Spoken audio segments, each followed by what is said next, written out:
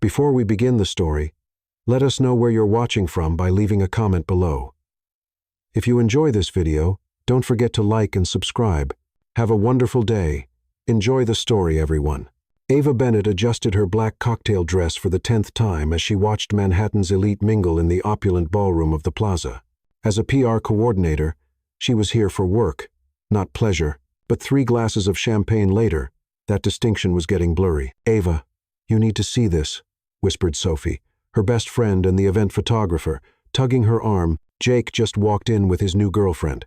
Ava's stomach dropped. Jake Sullivan, her ex-boyfriend from college, had arrived with a stunning blonde. It had been 2 years since their amicable breakup, when they realized they wanted different things in life. But seeing him so happy with someone else still stung a little. "He looks happy," Ava said, trying to sound mature about it. "You're way too good for him anyway. Remember how he never wanted to try new restaurants or travel anywhere that didn't have a golf course?" Sophie said. "Sophie, we broke up because we were incompatible. Not because he was a bad person. Still boring, though." Ava watched Jake laugh at something his girlfriend said. He did look genuinely happy, and despite the tiny pang of nostalgia, she was glad for him. Really. She was just feeling a bit melancholy about being perpetually single while everyone around her seemed to be pairing off. "I'm going to say hello," Ava decided. "Be mature about this." "Ava, you've had 3 glasses of champagne. Your definition of mature might be slightly compromised." But Ava was already moving through the crowd, determined to prove she could handle this like an adult. Jake was standing near the bar, and she approached with what she hoped was a friendly, confident smile. "Jake, hi," she called out, a little louder than intended. He turned, and for a moment, Ava forgot what she was going to say. In that champagne-hazed moment of awkwardness, she did the first thing that came to mind to show how totally fine and unaffected she was. She reached out to give him a friendly kiss on the cheek. Except Jake moved at the last second to introduce his girlfriend to someone else, and Ava's friendly peck landed squarely on the lips of the man standing behind him, a complete stranger. A tall stranger with ice-cold green eyes who was watching her with a mixture of surprise and what looked like amusement. He didn't push her away. In fact, his hand had moved to her waist in an almost protective gesture. "Sorry," she whispered, still too close to his face. "I was aiming for someone else entirely." "Lucky me," he replied, his voice low with a slight British accent. "Though I have to say, your aim could use some work." The ballroom had fallen silent. Ava could feel hundreds of eyes on them, phones being raised, camera flashes going off. Her brain finally processed the situation. She had just accidentally kissed one of the most powerful and dangerous men in America, Liam Carter, the billionaire that gossip magazines called the Ice King for his reputation of destroying business rivals without blinking. The man who collected companies like others collected stamps, always with a cold smile and a move 3 steps ahead, and she had just given him the scandal of the year through sheer clumsiness. "Oh wow," she murmured, trying to step back, but his hand remained firm on her waist. "No," he said softly, but loud enough for some to hear. "Don't apologize." It was unexpected. His green eyes sparkled with something Ava couldn't decipher: amusement, interest, calculation. "Mr. Carter," a voice interrupted. A man in an expensive suit approached, clearly an assistant. "The press is, let them speculate," Liam said, finally releasing Ava, but not before slipping a card into her hand. "Miss Ava Bennett, and I am so sorry for the confusion." Ava, the way he said her name made something strange happen in her stomach. "Don't be sorry. It's been the most interesting evening I've had in months." He walked away with the calm of someone who had just won a game no one else knew they were playing. Ava looked at the card, just a phone number, no name. When she looked up, Liam had disappeared into the crowd, but she could feel he was still watching her. Sophie appeared beside her, mouth agape. "Ava, do you have any idea what you just did?" Ava looked around. Jake was staring at her in shock from across the room. Manhattan's elite were whispering excitedly. Photographers were still snapping pictures. "I think," she said slowly, "I just accidentally created the biggest social media moment of my life." What she didn't know was that Liam Carter was thinking exactly the same thing, and he was absolutely fascinated by the woman who had just turned his predictable evening completely upside down. The photo was everywhere. Ava stared at her phone screen, watching the image of herself kissing Liam Carter spread across social media like wildfire. The headlines were getting more creative by the hour. "Mystery woman melts the Ice King. Who's the girl who conquered Carter?" And her personal favorite, "The kiss that stopped Manhattan." "Turn it off," Sophie said, snatching the phone from Ava's hands as they sat in their favorite cafe in Soho. You're torturing yourself. I'm probably unemployed, Sophie. My boss has been giving me the cold shoulder all morning, and I have 3 missed calls from HR. Ava buried her face in her hands, all because I have terrible spatial awareness when I've been drinking. Technically, you showed excellent coordination. You could have face-planted into the chocolate fountain, but instead, you accidentally kissed the most eligible bachelor in New York, a man who could destroy my entire career with a single phone call, a man who gave you his private number. Ava pulled the elegant card from her purse, studying it for the 100th time since last night. No name, no company logo, just 10 digits in embossed silver. What if he wants to sue me for assault? What if he wants to take you on his private jet to Paris? Sophie. What? The man's been single for 2 years since his divorce.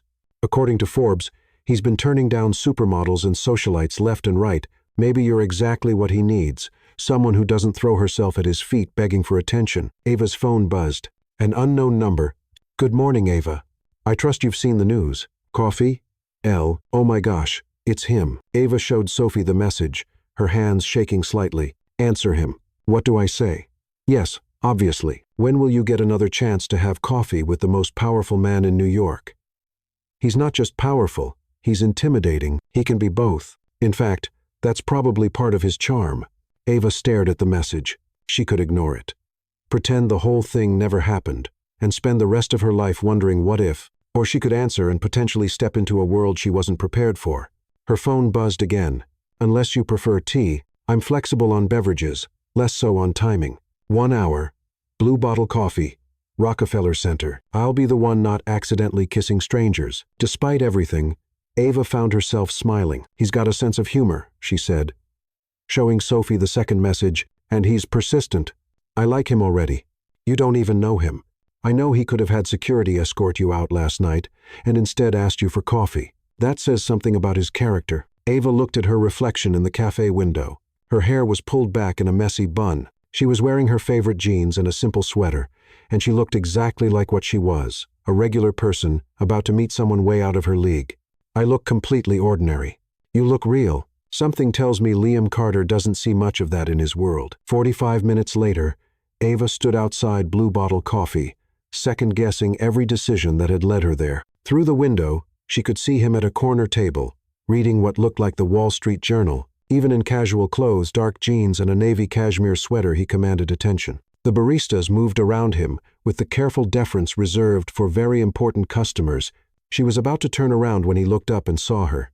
Their eyes met through the glass, and he smiled, not the cold, calculating smile she'd seen in business magazines, but something warmer, almost approachable. Before she could lose her nerve, Ava pushed through the door. You came, he said, standing as she approached, up close. Without the champagne haze and formal lighting, she could see he was even more attractive than she'd remembered. I wasn't entirely sure you would. I wasn't sure either, Ava admitted, accepting the chair he pulled out for her. This whole situation is pretty surreal. Honest. I appreciate that. He signaled the barista. Coffee. Or are you more of a tea person?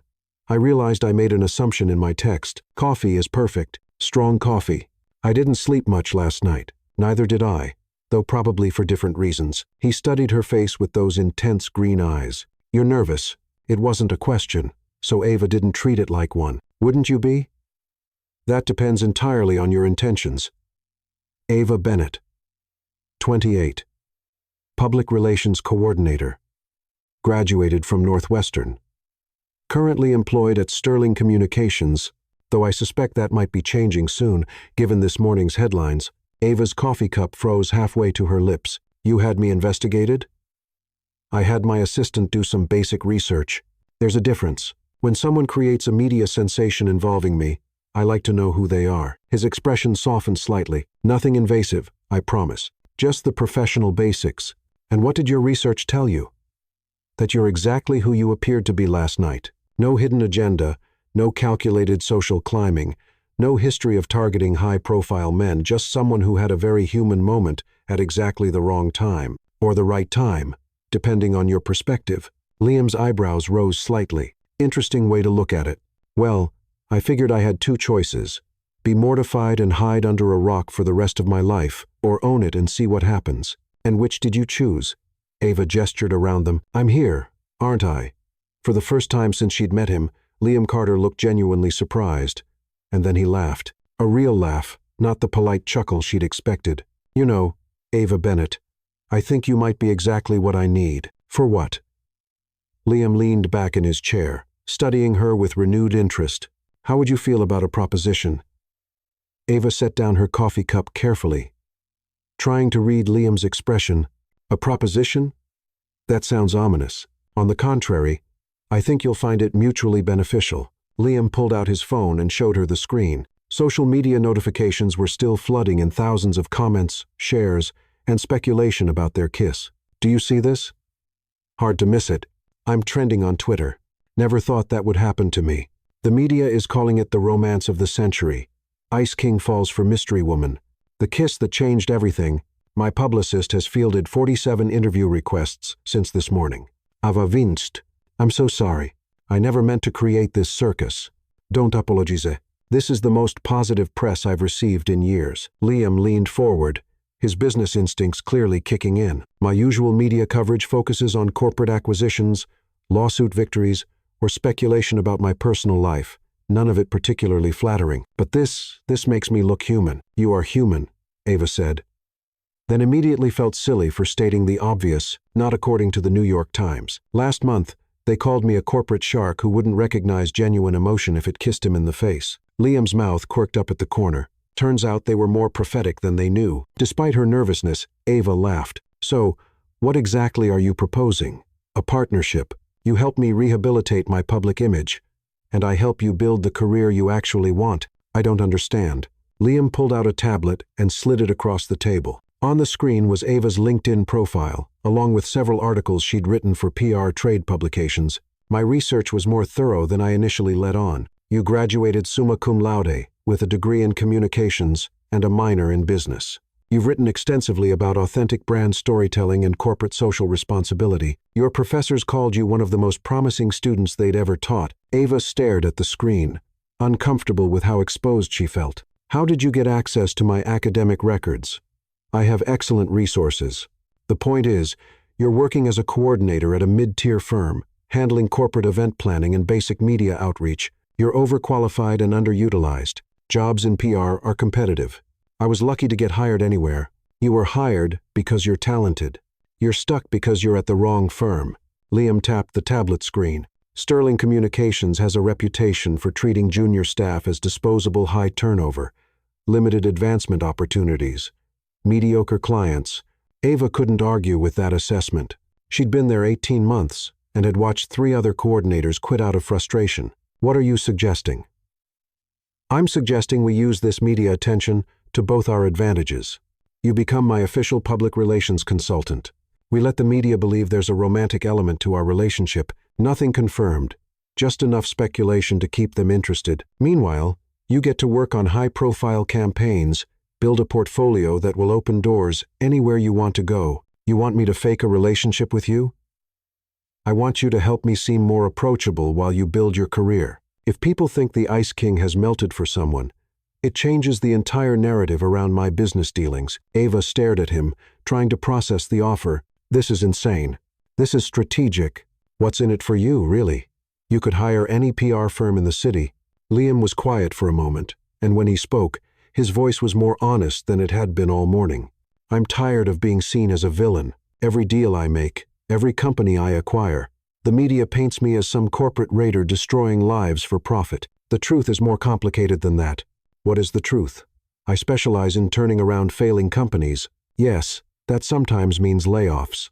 But it also means saving jobs that would have been lost entirely if the company went under. Last year, I saved 3 manufacturing firms from bankruptcy. The media focused on the 40 jobs that were cut in restructuring, not the 800 that were preserved. Ava found herself leaning forward, genuinely interested despite her nervousness.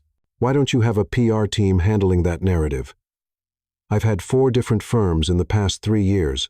They all try to make me into something I'm not, either softer than I am, or they lean into the villain image because it's easier to market. Liam met her eyes. You're the first person in a long time who's looked at me like I'm just a person. You are just a person, a very wealthy, somewhat intimidating person, but still a person. Exactly. And that's what I need help showing the world.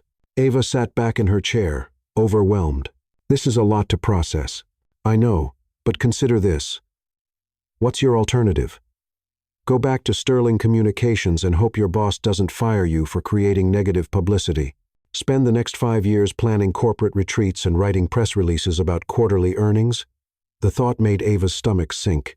She dreamed of doing meaningful work in communications, maybe even starting her own firm someday. But she'd been so focused on just surviving in her current job that she'd stopped thinking about her actual goals. What would this partnership actually look like? You'd work as an independent consultant. I'd pay you more in 6 months than you make in 2 years at Sterling. You'd handle my personal brand management, help with corporate communication strategy, and yes, we'd maintain the illusion that there might be something romantic between us. For how long? 6 months initially. If it works for both of us, we can extend it. If not, you'll have a portfolio that will get you hired anywhere you want to go. Ava's phone buzzed with a text from Sophie. How's it going? Are you running away to elope or running away to hide? I need to think about this. Ava said finally. Of course, but Ava? Liam leaned forward again, and she caught a hint of his cologne, something expensive and subtle. Don't think too long. The media attention from last night won't last forever. We need to capitalize on it while people are still interested. How long do I have? 24 hours. Meet me tomorrow at my office. Carter Enterprises. 47th floor. Come prepared to give me an answer. Liam stood and pulled out his wallet, leaving a $50 bill on the table for their coffee. As he turned to go, Ava called after him. Liam. He turned back, eyebrows raised. If I say yes, what happens if we actually start liking each other? For a moment, his carefully controlled expression slipped, and she saw something that looked almost vulnerable. Then I suppose we'll cross that bridge when we come to it. After he left, Ava sat alone with her coffee, staring at the business card he'd left behind. This time, it had his full name and company information embossed in elegant silver lettering. Her phone rang. Sophie, well, how did it go? Are you still alive? I think, Ava said slowly, I just got offered the opportunity of a lifetime, or I'm about to make the biggest mistake of my life. Knowing you, probably both. So, what are you going to do? Ava looked out the window at the busy Manhattan street, watching people hurry past with their own dreams and ambitions and complications. I honestly have no idea, but even as she said it, Ava realized that for the first time in months, she felt truly excited about the possibilities ahead of her. Terrified, but excited. Maybe that was exactly what she needed. Ava spent the rest of the day walking through Central Park, her mind spinning with Liam's proposition. By the time she returned to her tiny Upper West Side apartment, she had managed to talk herself into and out of accepting his offer at least 17 times. You look like someone who's been wrestling with a life-changing decision, Sophie said, looking up from Ava's couch where she was editing photos on her laptop. Lucky for you, I brought reinforcements. She gestured to the coffee table, which was now covered with Chinese takeout containers and a bottle of wine. You're a lifesaver, Ava said, collapsing into her favorite armchair. I feel like my brain is going to explode. Okay, let's break this down logically. Pro and con list. I'll take notes.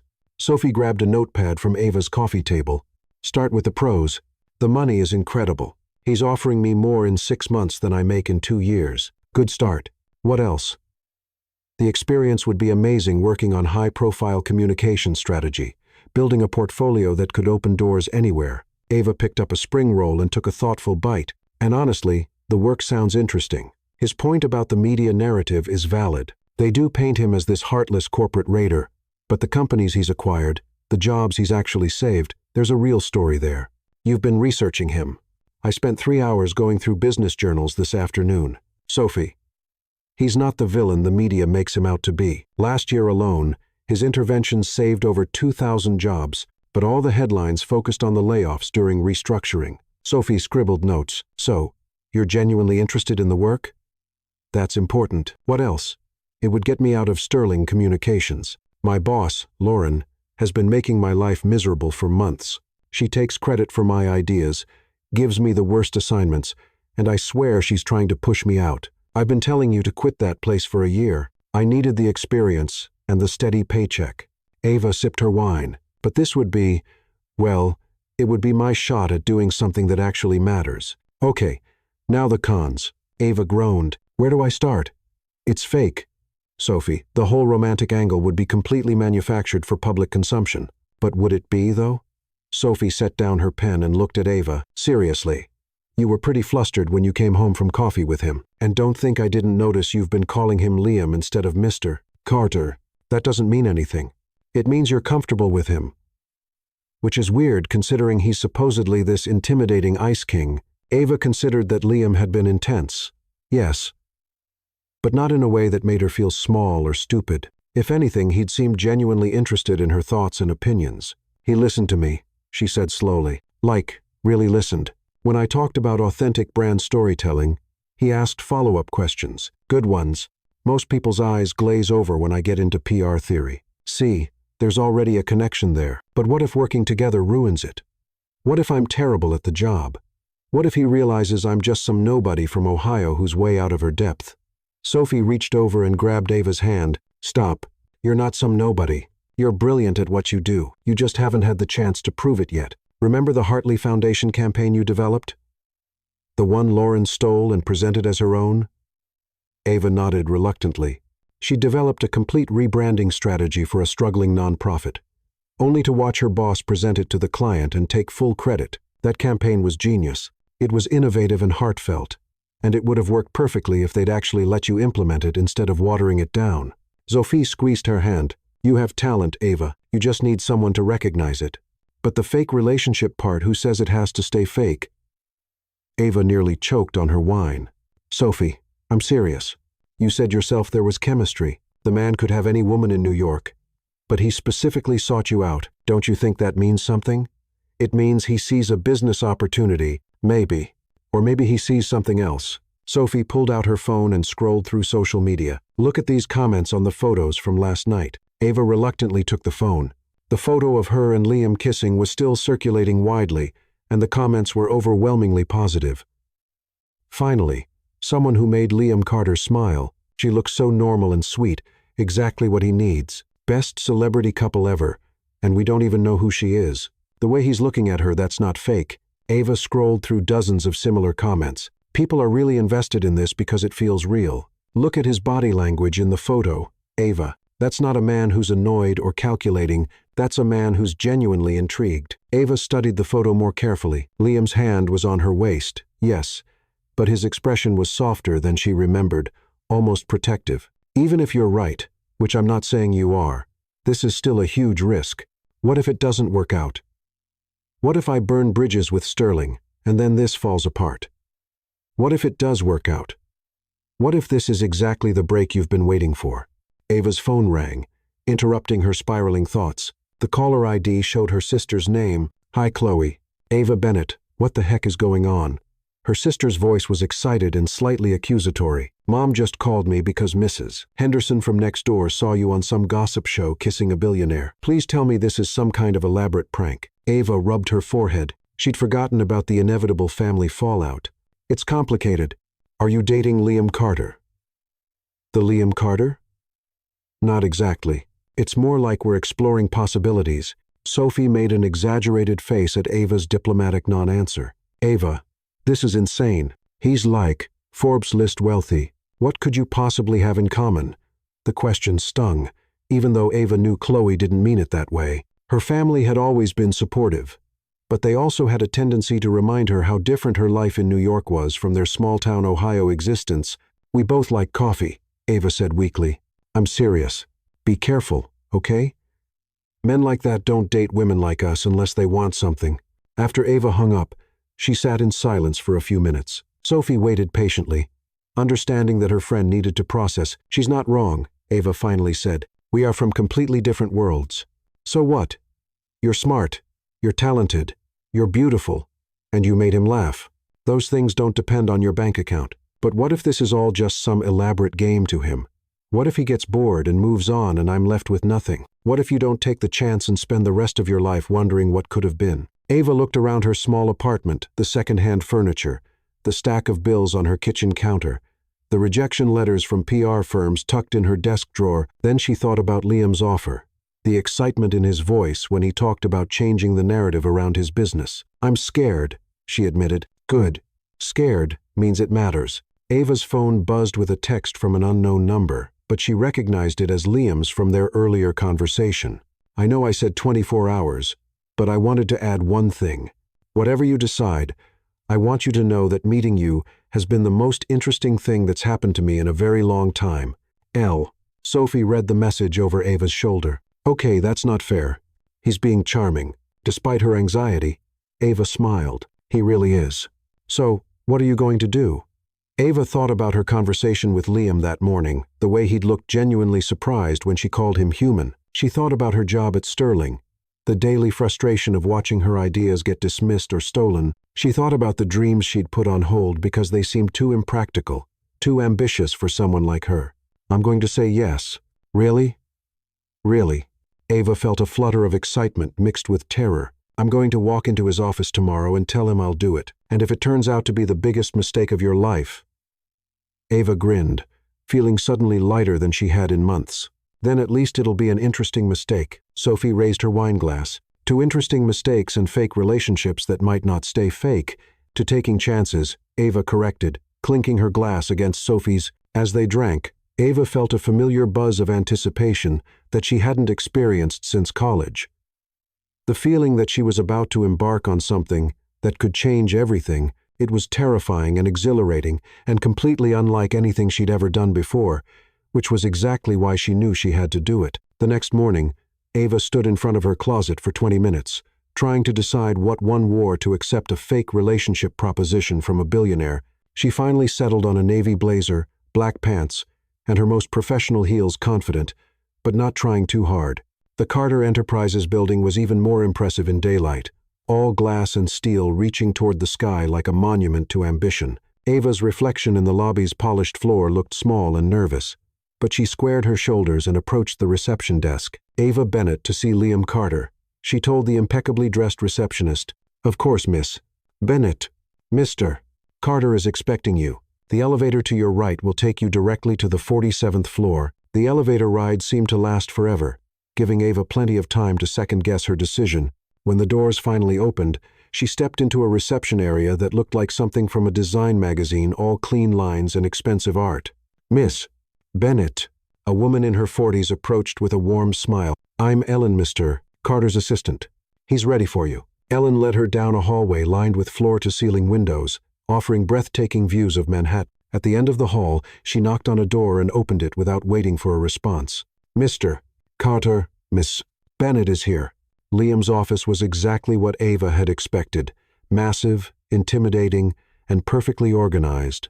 He was standing behind his desk, still in that navy sweater from yesterday, looking like he'd been waiting for her. "Ava, thank you for coming." His voice was carefully neutral, but she caught something that might have been relief in his expression. Ellen closed the door behind them, leaving them alone. Ava walked toward the desk, her heels clicking on the hardwood floor. "I've made my decision," she said, proud that her voice sounded steadier than she felt. Liam's expression didn't change. And Ava took a deep breath, thinking of Sophie's words about interesting mistakes and taking chances. "Yes, I'll do it." The smile that spread across Liam Carter's face was nothing like the cold, calculated expression she'd seen in magazines. It was genuine and relieved, and almost boyish. "Really? Really? But I have conditions." Liam's relief was palpable, but he quickly composed himself, gesturing to the chairs arranged around a small conference table by the window. "Please sit. I'd like to hear your conditions."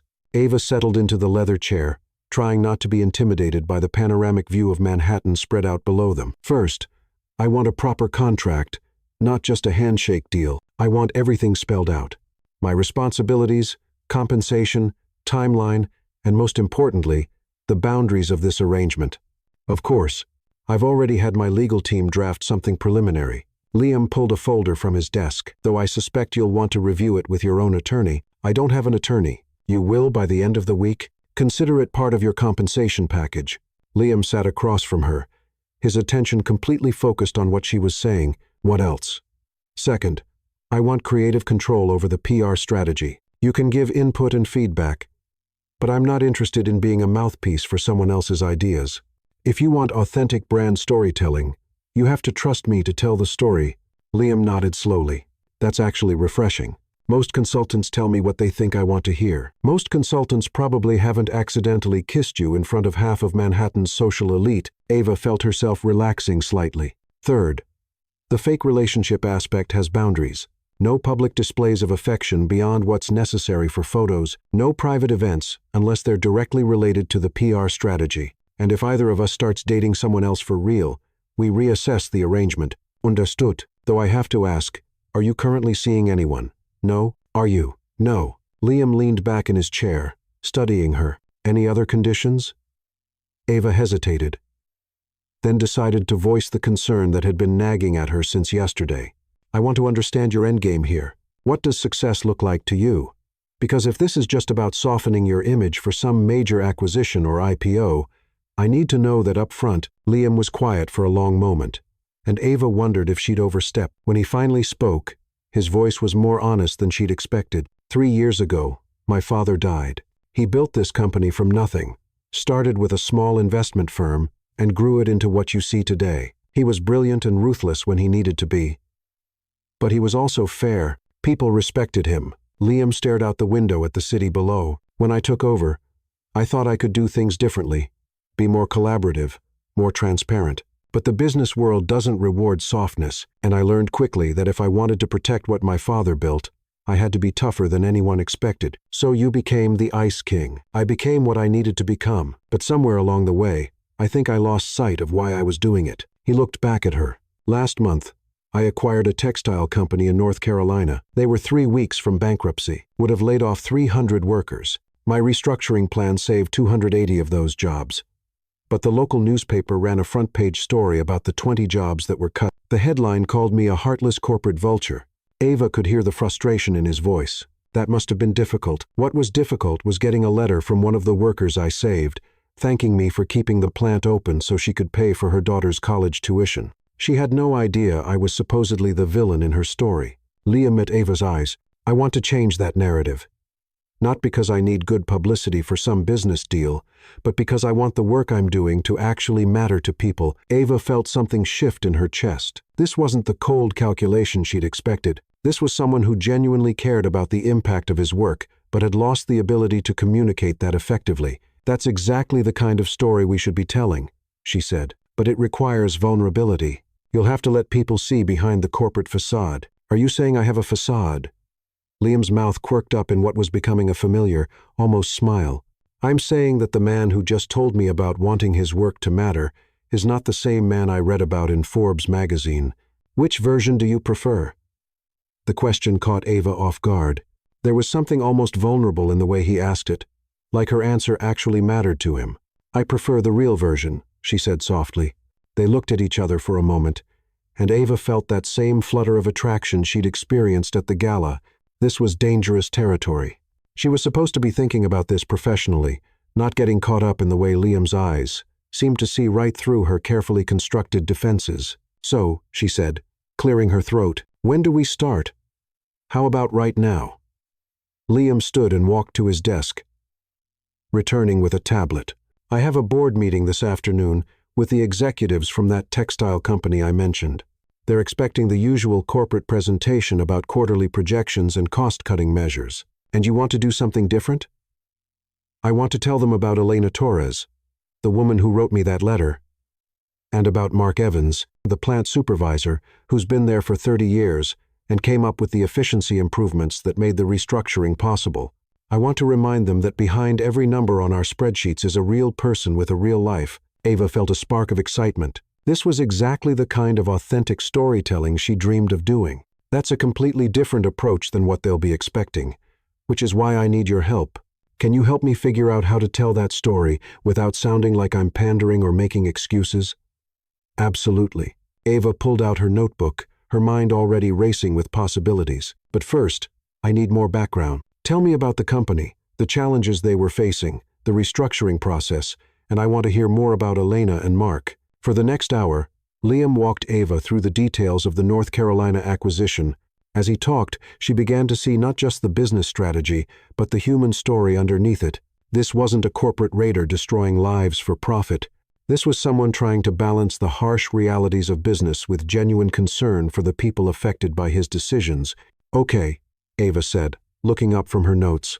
Here's what I think we should do. She outlined a presentation strategy that wove together the financial necessity of the restructuring with the human impact of saving the company. Instead of leading with numbers, they would start with stories. Instead of focusing on what was cut, they would highlight what was preserved and strengthened. The key, Ava explained, is helping them understand that tough decisions don't have to be heartless decisions. You saved that company. Liam, you should own that. Liam listened intently, occasionally asking questions or offering additional context. Ava found herself impressed by how quickly he grasped the strategic elements of her approach. This wasn't just a wealthy man who'd inherited a successful business. He was genuinely thoughtful about the work he was doing. This is good, he said when she finished. Really good. How quickly can we put this together? Ava glanced at her watch. When's the meeting? 3 o'clock. That gives us 4 hours. It'll be tight, but doable. I'll need access to your research team and someone who can help with presentation design. Done. Ellen can set you up with whatever you need. Liam stood, but instead of heading for the door, he remained by the window, looking uncertain. Ava, can I ask you something? Of course. Why did you really say yes to this? It's not just about the money or the career opportunity, is it? Ava considered the question carefully. She could give him the professional answer, talk about portfolio building and networking opportunities. But something about the way he'd opened up to her made her want to be equally honest. Because I've spent the last 18 months watching mediocre people take credit for my ideas while I smile and say nothing. I've been playing it safe, being grateful for whatever scraps I could get. And it's been slowly killing my passion for this work. She met his gaze. When you described wanting your work to matter, I recognized something. I want my work to matter too. And you think this arrangement will help with that? I think, Ava said slowly, that working with someone who's willing to be vulnerable about wanting to do better might remind me why I loved this field in the first place. Liam nodded, something like understanding passing between them. Well then, let's go change some minds. The next few hours passed in a blur of research, writing, and presentation design. Ava found herself completely absorbed in the work, collaborating with Liam's team to craft a narrative that was both compelling and authentic. She'd forgotten how energizing it could be to work on something that felt genuinely important. Liam proved to be an excellent collaborator. He trusted her instincts while offering valuable insights about his audience and the company culture. When they disagreed on approach, they discussed it thoughtfully, rather than deferring to hierarchy. You know, Ava said as they reviewed the final presentation, this is the most engaged I've felt about work in months. Good, because if this goes well, I have about 12 other projects that could use your touch. At 2:45, they made their way to the boardroom. Ava had offered to attend the meeting to answer questions about the strategic approach, but Liam had declined. This is my story to tell, he'd said, but I want you to watch from the observation room. I'd like your feedback afterward. The observation room was a small space behind one-way glass that allowed Ava to see and hear the meeting without being seen. She watched as Liam's board members filed in 8 executives in expensive suits, all looking like they were expecting a routine quarterly review. Liam entered last, carrying the tablet with their presentation. As he began to speak, Ava felt a flutter of nervous anticipation. Before we discuss numbers today, Liam began, I want to tell you about Elena Torres. What followed was a master class in authentic leadership communication. Liam told Elena's story, and Mark's story, and the story of a company that was saved rather than destroyed. He presented the financial data, but in the context of human impact, he acknowledged the difficulty of the decisions while owning the positive outcomes. Ava watched the faces of the board members as Liam spoke. The initial skepticism gave way to engaged interest, and by the end of the presentation, several of them were leaning forward, asking thoughtful questions about how this approach could be applied to other acquisitions. This is exactly the kind of leadership our shareholders want to see, said Margaret Hayes, the board's longest-serving member. It shows strength and compassion in equal measure. When the meeting ended, Ava felt a surge of professional pride unlike anything she'd experienced at Sterling Communications. This was the kind of work she'd dreamed of doing, helping leaders communicate authentically about complex challenges. Liam found her in the observation room a few minutes later, his face showing a mixture of relief and excitement. That went well, he said, though it was clearly an understatement. That went brilliantly. You were brilliant. Ava couldn't contain her enthusiasm. Did you see how engaged they were? Margaret Hayes looked like she wanted to give you a standing ovation. They responded exactly the way you predicted they would. Liam sat down across from her, looking genuinely impressed. You have a gift for this, Ava. We have a gift for this, she corrected. You trusted the process and delivered authentically. That's not as easy as you made it look. So, what's next? Ava pulled out her notebook, her mind already racing with possibilities. Next, we take this approach public. I want to set up a series of interviews where you can tell these stories to a broader audience, maybe start with trade publications, then move to mainstream business media. And the romantic angle? Ava felt her cheeks warm slightly. We let people draw their own conclusions. A few carefully staged public appearances, some social media moments, nothing too obvious. Speaking of which, Liam pulled out his phone. We should probably be seen leaving the building together. There are usually photographers outside around this time. As they made their way to the elevator, Ava realized that somewhere in the course of the afternoon, her perspective on this arrangement had shifted. What had started as a calculated career move was beginning to feel like something more collaborative, more genuine. Liam, she said as the elevator doors closed. Yes, I think this partnership might actually work. I was thinking the same thing. As they descended toward the lobby, Ava caught their reflection in the elevator's mirrored walls. They looked like partners, she realized, like a team. It was a surprisingly appealing image. The lobby was indeed filled with photographers, just as Liam had predicted. As they emerged from the elevator together, Ava felt the familiar flutter of camera flashes. But this time, instead of panic, she felt a strange sense of purpose. This was her life now. This was her choice. And for the first time in a very long time, Ava Bennett felt like she was exactly where she was supposed to be. 3 months later, Ava's new office on the 45th floor of Carter Enterprises had a view almost as spectacular as Liam's, and she still couldn't quite believe it was hers. The mahogany desk, the leather chairs, the wall of awards, and framed articles featuring their successful campaigns, it all felt like something out of a dream. Stop pinching yourself, Sophie said, settling into one of the visitor chairs with a cup of coffee. You've been here 3 months. It's time to accept that you actually deserve this. I know. It's just Ava gestured around the office. 6 months ago, I was sharing a cubicle with someone who microwaved fish every day for lunch. This feels surreal. What feels surreal is watching you on the cover of Forbes magazine next to the headline, "The Woman Who Humanized Liam Carter." Sophie pulled up the article on her phone. Listen to this quote. Under Bennett's strategic guidance, Carter Enterprises has transformed from a feared corporate predator to a model of responsible capitalism, proving that profitability and humanity aren't mutually exclusive. Ava blushed. The Forbes feature had been the culmination of months of carefully orchestrated interviews, public appearances, and strategic storytelling. What had started as damage control for an accidental kiss had evolved into a complete rebranding of one of America's most powerful companies. Their first major success had been the Blackwell Manufacturing turnaround. Instead of the typical corporate acquisition announcement, they'd told the story through the eyes of Rachel Blackwell, the third-generation owner who was struggling to keep her family business afloat while caring for her disabled son. Liam's investment hadn't just saved the company. It had allowed Rachel to expand their veteran hiring program and establish a scholarship fund for employees' children. The media response had been unprecedented. Instead of the usual headlines about corporate takeovers, business journals ran features about the new face of responsible investment. The Wall Street Journal had called it a masterclass in stakeholder capitalism. The work speaks for itself, Ava said modestly. I just helped Liam tell his story more effectively. Right.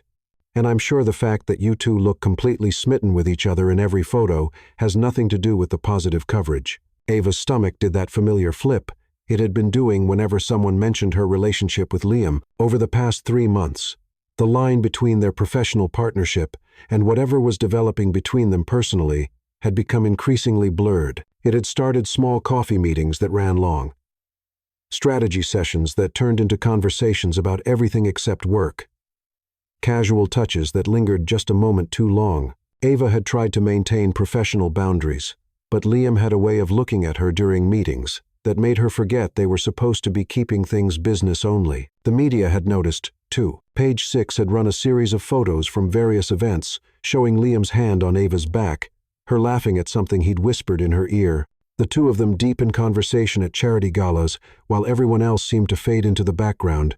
We're just comfortable with each other, Ava said carefully. Comfortable? Ava, I saw you two at the Children's Hospital fundraiser last week. The way he looks at you when you're talking to other people, that's not comfortable. That's possessive. In a good way, Sophie added quickly. Seeing Ava's expression, Ava remembered that night clearly. She'd been speaking with Dr. Lopez about the hospital's new pediatric wing when she'd felt Liam's presence behind her. Without thinking, she'd stepped back slightly, settling against his chest as his arm came around her waist. It felt so natural that she hadn't realized what they'd done until she saw the photographer's flash. "Maybe we're a little too comfortable," Ava admitted. Before Sophie could respond, Ava's assistant knocked on the door. "Miss Bennett, Mr. Carter would like to see you in his office when you have a moment. Tell him I'll be right there." Ava turned back to Sophie. "We'll finish this conversation later." "Oh, we definitely will. And I want details about whatever's happening between you two." Ava made her way to Liam's office, trying to ignore the knowing looks from his staff.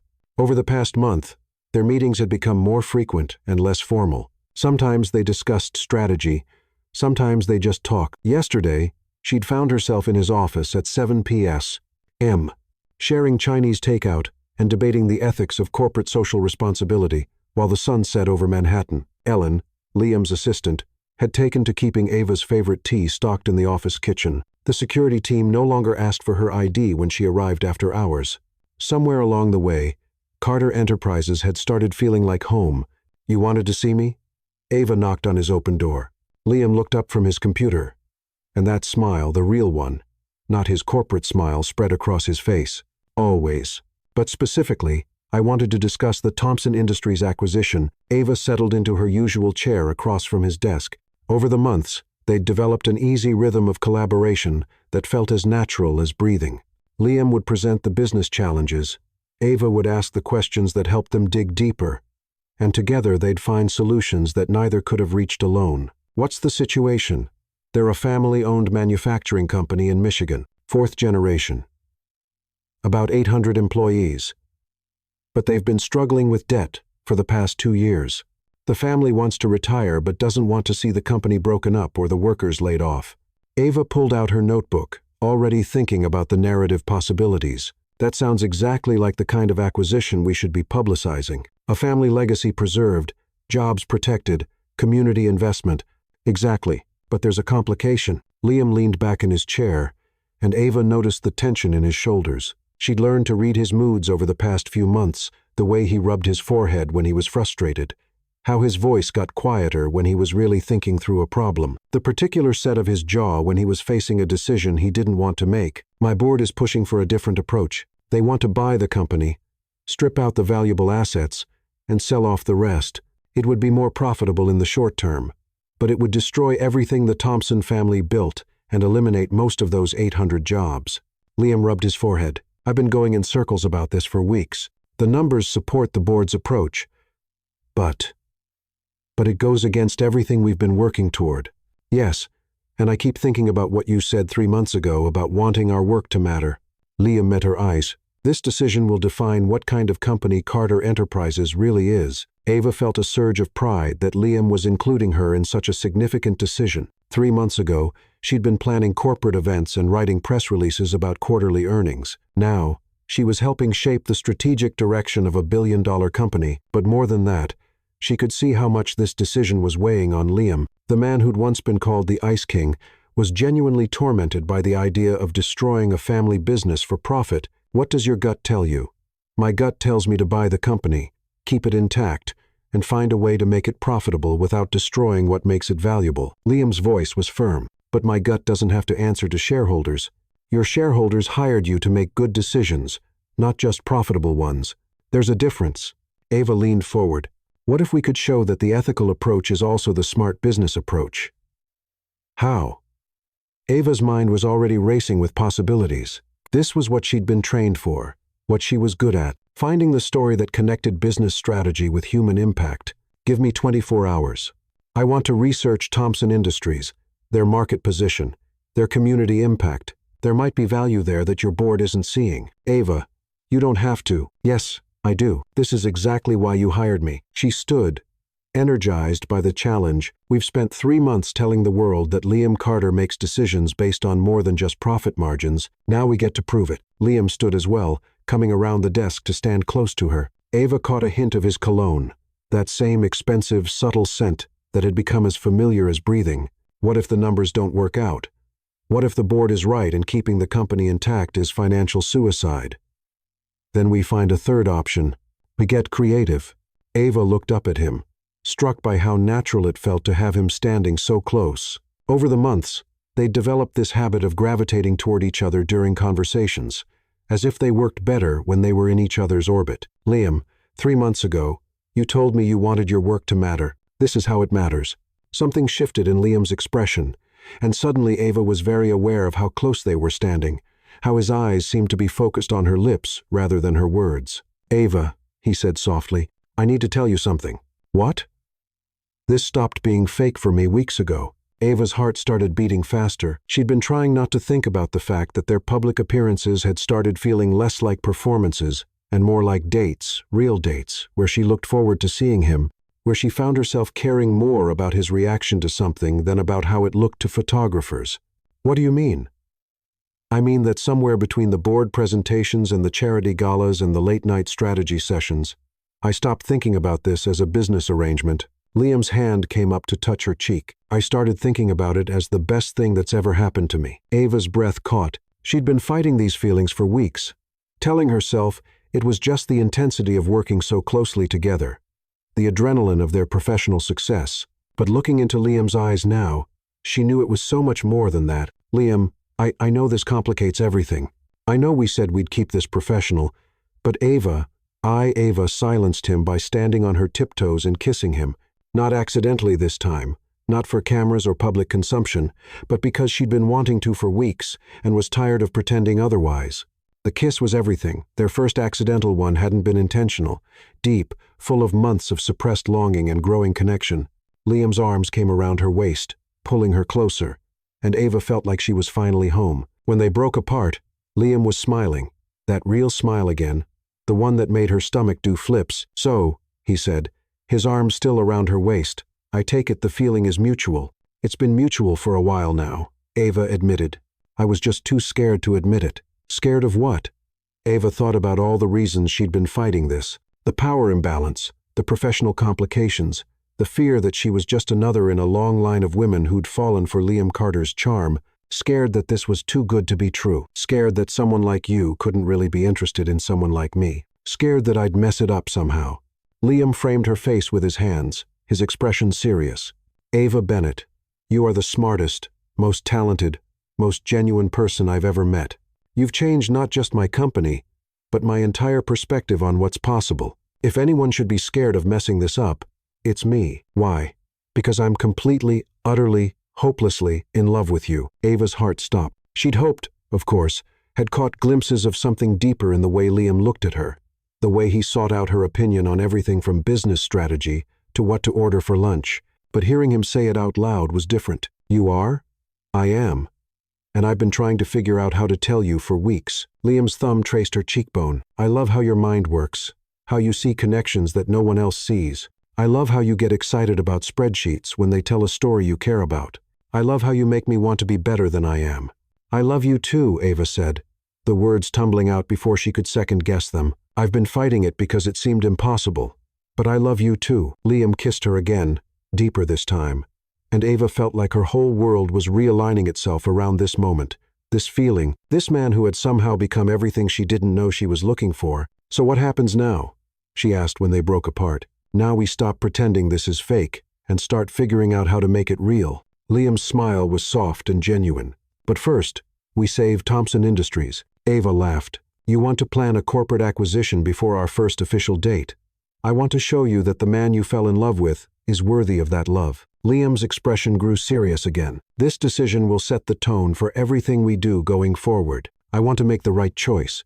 We will make the right choice, Ava corrected. Together, the next 24 hours were a whirlwind of research, financial modeling, and strategic planning. Ava threw herself into understanding every aspect of Thompson Industries, their market position, their community relationships, their potential for growth. She interviewed employees, spoke with local government officials, and analyzed comparable acquisitions. She also called her father, who'd worked in manufacturing for 30 years before retiring. Dad, I need your perspective on something. Always happy to help, sweetheart. What's going on? Ava explained the situation, careful not to reveal any confidential details, but wanting his insight into the industry dynamics. Companies like that, They are the backbone of communities, her father said thoughtfully. When they fail, it's not just the workers who suffer, it's the local diner that loses half its lunch crowd, the hardware store that supplied their maintenance needs, the bank that financed their employees' mortgages. But what if the company really isn't viable? What if keeping it whole is just throwing good money after bad? Well, that depends on why they're struggling. Is it poor management, outdated equipment, market changes, or just bad luck? Each of those problems has different solutions. Ava spent hours digging into Thompson Industries' financial records, talking to industry experts, and modeling different scenarios. What she found was even better than she'd hoped. The next evening, Ava burst into Liam's office with a stack of documents and her laptop, her eyes bright with excitement. "Liam, you need to see this," she said, barely containing her enthusiasm. "Please tell me you have good news, because the board meeting is in an hour, and they're expecting me to approve their strip and sell plan. I have great news." Ava spread her research across his conference table. Thompson Industries isn't just a struggling manufacturing company. It's the anchor business for an entire community. They sponsor the local schools, support the food bank, provide health care for retired employees. The economic impact of keeping them operating goes far beyond their immediate workforce. Liam joined her at the table, studying the documents she'd laid out. "That's nice, Ava, but the board isn't going to be swayed by warm feelings. They will be when they see this." Ava pulled up a spreadsheet on her laptop. "I found 3 comparable acquisitions where companies preserved the existing structure and invested in modernization rather than asset stripping. In each case, the acquired company became significantly more profitable within 2 years." Liam leaned over her shoulder to study the numbers, and Ava tried to ignore the way his proximity affected her concentration. Even after their conversation yesterday, she was still adjusting to the fact that she didn't have to hide her feelings anymore. "These are impressive returns," he said, "but what makes you think Thompson Industries could achieve similar results?" "Because they have something those other companies didn't, a workforce that's been with the company for decades, intimate knowledge of their market, and strong relationships with their suppliers and customers." Ava pulled up another document. "Plus, their manufacturing processes are outdated, but their product quality is exceptional.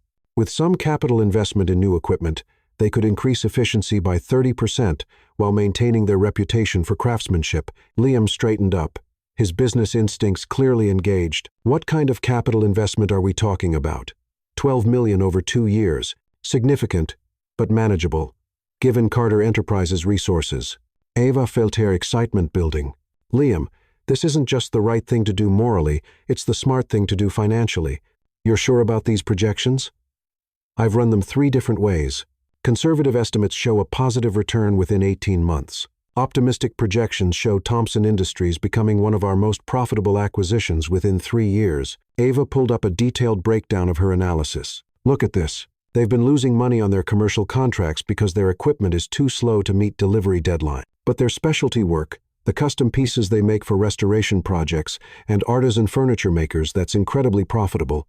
They just can't take on enough of it with their current capacity.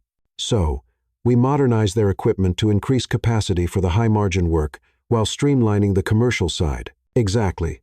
And we leverage their reputation for quality to move into new markets. There's a growing demand for domestically produced, sustainably manufactured goods. Thompson Industries could be perfectly positioned to capitalize on that trend." Liam was quiet for a moment, studying the data. Then he looked at Ava with an expression of amazement and admiration. "You did all this in 24 hours? "I had motivation." Ava smiled. "I wanted to prove that doing good and doing well aren't mutually exclusive. You've done more than prove it. You've created a roadmap." Liam gathered the documents. "Let's go present this to the board." The boardroom was tense when they entered. Ava could see the skepticism on the executives' faces as Liam introduced her and explained that she'd been researching alternative approaches to the Thompson acquisition. "With respect, Liam," said Daniel Lee, the board's financial expert, "we've already analyzed this deal extensively. The numbers are clear." "The numbers you've seen are clear," Ava said, stepping forward with confidence she didn't entirely feel. "But they don't tell the whole story." What followed was the most important presentation of Ava's career. She walked the board through her research, her financial projections, and her strategic recommendations. She addressed their concerns about risk and return, showed them comparable successes, and painted a picture of Thompson Industries not as a struggling company to be stripped for parts, but as a diamond in the rough waiting to be polished. "The question," Ava concluded, isn't whether Carter Enterprises can afford to take this approach. The question is whether you can afford not to. This acquisition will define what kind of company Carter Enterprises is for the next decade. The room was silent for a long moment. Ava could feel her heart pounding as she waited for their response. Then Margaret Hayes, the board's longest-serving member, leaned forward. "Miss Bennett, these projections assume significant capital investment and operational changes. What makes you confident that Thompson Industries can achieve these results?" "Because they've been doing exceptional work under difficult circumstances for 4 generations," Ava replied. "All they need is a partner who believes in their potential rather than just their assets." Daniel Lee studied the financial models on his tablet. "These returns are significantly better than our original projections because our original projections only considered short-term asset value." Liam said, "Ava has shown us the long-term value creation potential." Elizabeth Foster, the board's newest member, raised her hand. "What about market risk? The manufacturing sector has been volatile lately." Ava had anticipated this question. "That's exactly why diversification is so important. Thompson Industries' specialty work is largely insulated from general manufacturing trends. Luxury furniture, historical restoration, custom architectural elements, these markets are growing, not shrinking." "And the workforce issues?" asked Thomas Ryan, who oversaw human resources for Carter Enterprises. "Retraining? Potential resistance to change?" "Actually, the workforce is one of our biggest assets," Ava said, pulling up another slide. "I spoke with several employees during my research. They're eager for modernization. They know their skills are valuable, they just need better tools to compete." She told them about Mark Evans, the plant supervisor, who'd drawn up detailed plans for workflow improvements, and Elena Torres, the quality control specialist who'd identified opportunities to reduce waste while maintaining their quality standards. "These aren't people who are afraid of change," Ava said. "They're craftspeople who want to do better work." The board deliberated for 30 minutes while Liam and Ava waited in his office. Ava paced by the windows, nervous energy, making it impossible to sit still. "Stop worrying," Liam said. "Your presentation was flawless. What if they reject it? What if they think I'm being naive about the business realities?" Liam stood and caught her hands, stopping her pacing. "Then we'll find another way. But Ava, regardless of what they decide, I want you to know that what you did today was extraordinary. You didn't just crunch numbers. You found a way to align our values with our business strategy." "We found a way," Ava corrected. "This was a team effort." "No, this was you being brilliant and fearless, and everything I fell in love with." Liam's voice was soft. "Watching you in there, seeing how passionate you are about this work, how much you care about getting it right, it just confirmed what I already knew." "What's that?" "That you're going to change the world, Ava Bennett, one company at a time." Before Ava could respond, Ellen knocked on the door. "Mr. Carter, the board is ready for you." They returned to the boardroom, where Margaret Hayes was waiting with a slight smile. "The board has reviewed Miss Bennett's proposal," she said. "We're impressed by the thoroughness of her research and the strength of her financial projections. We're prepared to approve the acquisition of Thompson Industries under the terms she's outlined." Ava felt a surge of triumph, unlike anything she'd ever experienced. They'd done it. They'd found a way to save 800 jobs while creating long-term value for Carter Enterprises. "There is one condition," Daniel Lee added. "We want Miss Bennett to oversee the integration process. If she's this confident in her projections, she should be responsible for executing them." Ava looked at Liam, who was smiling with pride and something that looked like awe. "I'd be honored," she said. 2 weeks later, Ava stood in the main production facility of Thompson Industries, watching as the new equipment was installed. The energy in the building was palpable. Workers who'd been facing layoffs were now talking excitedly about expanded production capabilities and new contracts. Miss Bennett, Mark Evans, the plant supervisor, approached with a smile. "I wanted to thank you again for what you've done here." "I didn't do anything, Mark. You and your team are the ones who make this place work." "Maybe. But you're the one who saw the potential when everyone else saw problems." Mark gestured around the factory floor. "My grandfather worked here. My father worked here, and I've been here for 30 years. I thought I was going to be the last Evans at Thompson Industries. Now I'm thinking my son might want to come work here after college." Ava felt tears prick her eyes.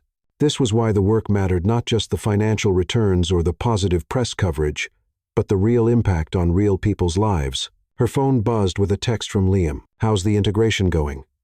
"Better than projected," she replied. Mark Evans says his son might come work here after college. That's the best return on investment we could ask for. Ava smiled, thinking about how much Liam had changed over the past few months. The Ice King reputation was completely gone now, replaced by coverage that focused on his innovative approach to corporate responsibility. Dinner tonight? Liam's next text read, I have something I want to discuss with you. Business or pleasure? Both, always both with us. That evening, Ava met Liam at a small Italian restaurant in Little Italy, far from the usual business dinner spots where they might be photographed. Over the past few weeks, they'd been carefully navigating their new relationship while maintaining their professional partnership. So, what did you want to discuss? Ava asked as they settled into a corner booth. The Thompson Industries' success has generated some interesting opportunities, Liam said. I've had calls from 3 other family-owned companies asking if Carter Enterprises might be interested in similar partnerships. Ava felt a flutter of excitement. Really? Really? And Margaret Hayes suggested that we should consider formalizing this approach, creating a dedicated division within Carter Enterprises focused on sustainable acquisitions. That's incredible, Liam. It would be exactly what you've been working toward. What we've been working toward. Liam corrected. Ava, I want you to head up this new division. Ava nearly choked on her wine. What? I want you to be Vice President of Strategic Partnerships.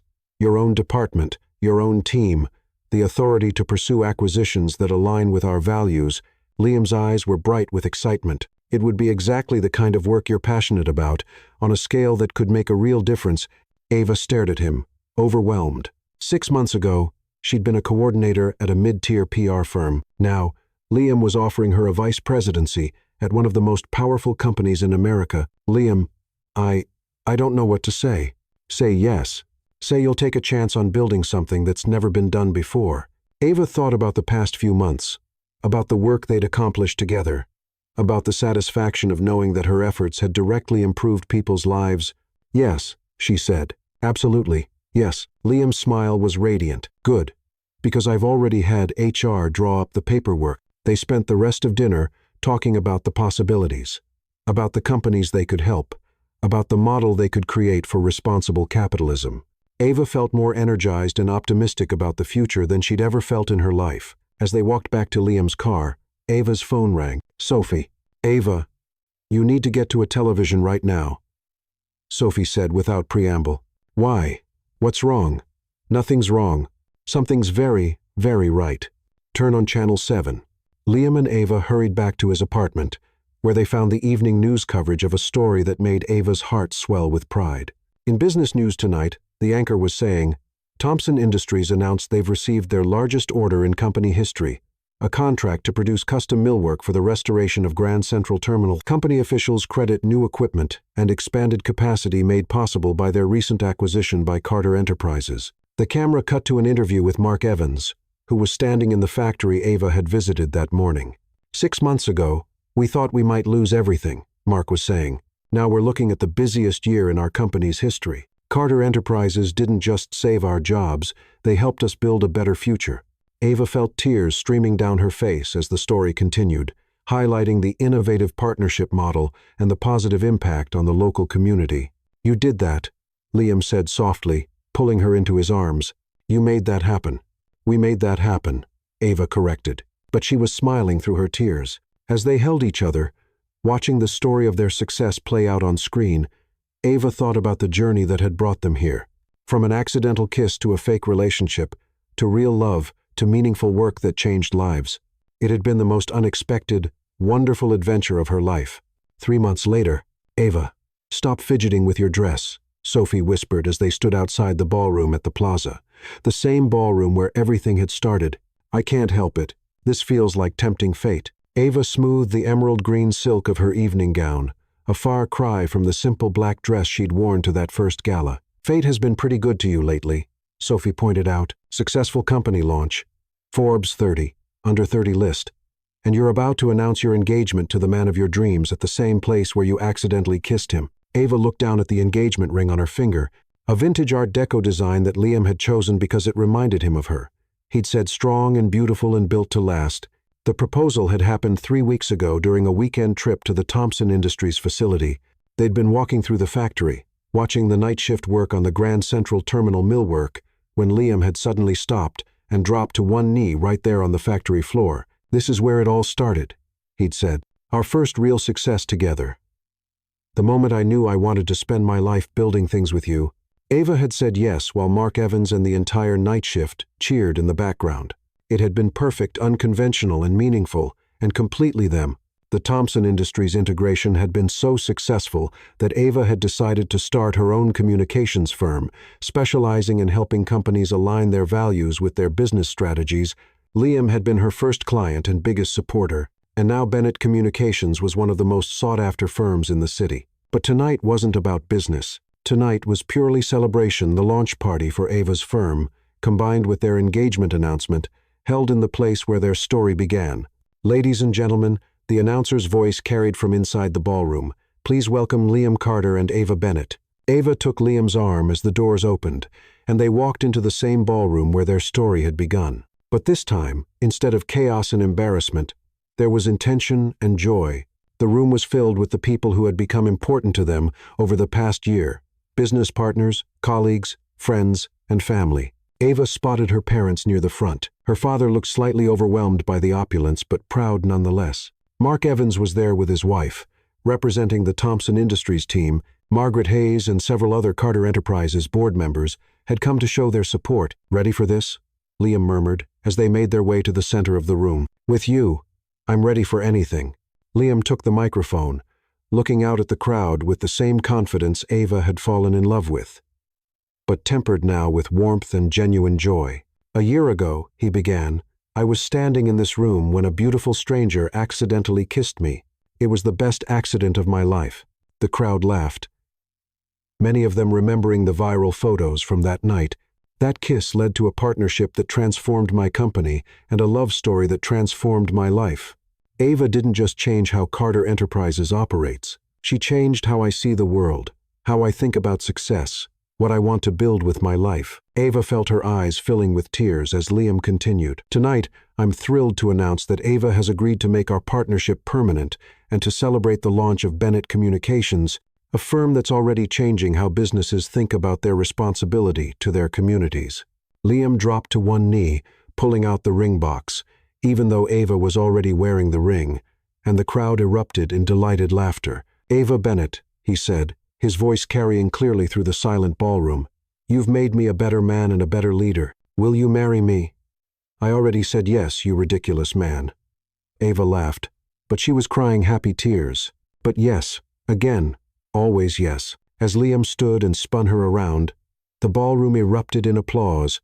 Ava looked out at the crowd, at Sophie crying happy tears, at her parents beaming with pride, at the business leaders who had become friends, at the journalists who would undoubtedly write about this moment, and felt overwhelmed with gratitude for the journey that had brought her here. "So," Liam said, as he set her down and pulled her into his arms, "any regrets about that wrong kiss?" Ava looked up at the man who had become her partner in every sense of the word: business partner, life partner, best friend, and the love of her life. "Not a single one," she said, and kissed him again. This time, she was kissing exactly the right person, and as the photographer's flashes went off around them, Ava thought about how different this moment was from that first accidental kiss. This time, there was no confusion, no embarrassment, no uncertainty about what came next. This time, there was only love and possibility, and the promise of building something beautiful together. 6 months later, Ava stood at the altar of the small church in her hometown in Ohio, wearing her grandmother's pearl necklace and a dress that had taken 3 months to design. Through the stained glass windows, she could see the rolling farmland where she'd grown up, so different from the Manhattan skyline that had become home.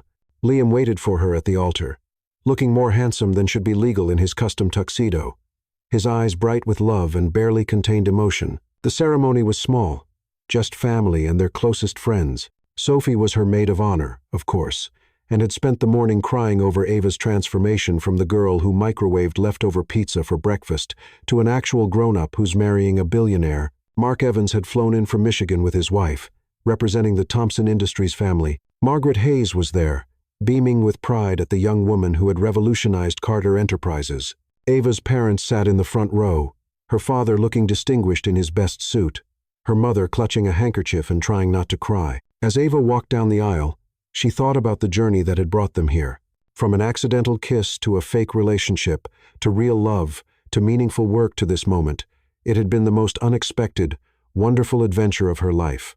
When she reached Liam, he took her hands and whispered, "Hi yourself," she whispered back, and they both smiled at the private joke. The ceremony was beautiful and personal, with vows they'd written themselves that spoke about partnership and building something together that was bigger than either of them alone. Do you, Ava Elizabeth Bennett, take Liam James Carter to be your husband, to love and support him in all his endeavors, to challenge him to be his best self, and to build a life together based on love, respect, and shared purpose? I do, Ava said, her voice clear and strong. Do you, Liam James Carter, take Ava Elizabeth Bennett to be your wife, to love and support her in all her endeavors, to be her partner in both business and life, and to build a future together based on trust, love, and the desire to make the world a little bit better? I do, Liam said, his voice thick with emotion. As they exchanged rings and shared their first kiss as husband and wife, Ava felt like her heart might burst with happiness. This was what she'd been waiting for her whole life without knowing it. Not just love, but partnership. Not just success, but meaning. The reception was held in the barn on her family's property, transformed with fairy lights and elegant flowers into something magical. Ava and Liam's first dance was to At Last by Etta James, and as they swayed together under the stars, Ava thought about how perfectly the lyrics captured their journey. So, Mrs. Carter, Liam said as they danced, "What's next for us?" "Well, Mr. Carter, I was thinking we could start with a honeymoon in Tuscany, then come back and change the world one company at a time," Liam said, spinning her around. "Sounds perfect," Liam said, "though I have one request." "What's that?" "No more accidental kisses. From now on, they're all intentional." Ava laughed, the sound carrying across the warm summer evening. "I think I can manage that." As the song ended and their guests applauded, Ava looked around at all the people who had become part of their story. Sophie was dancing with Ava's cousin, already planning the photo album she'd create as a wedding gift. Mark Evans was deep in conversation with Ava's father about manufacturing techniques. Margaret Hayes was charming Ava's mother with stories about Ava's meteoric rise at Carter Enterprises. "You know what the best part of all this is?" Ava said as they made their way to cut the cake. "What's that?" "6 months ago, I thought my biggest problem was accidentally kissing a stranger at a party. Turns out it was the solution to everything I didn't even know I was looking for." Liam stopped walking and pulled her into his arms, right there in the middle of the dance floor. "Ava Carter," he said, "I love you more than I ever thought possible." "I love you too, Liam Carter.